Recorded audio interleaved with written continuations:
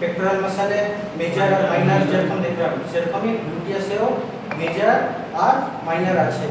ঠিক আছে, বড় অংশটা হচ্ছে মেজর আর ছোট অংশটা হচ্ছে মাইনর। ঠিক আছে, তো এখানে ম্যাক্সিমাস আবার এখানে মিনিমাসও আছে। এই যে উপরের অংশটাকে মিনিমাস বলছে আর বড় অংশটাকে যে বড় মাসলটাকে মাসল গ্রুপটাকে এটাকে ম্যাক্সিমাস বলছে। তো লিখে নাও গ্লুটিয়াস,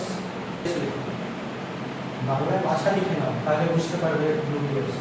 ঠিক আছে, আমরা ভুলে যাবো গ্লুটিয়াস।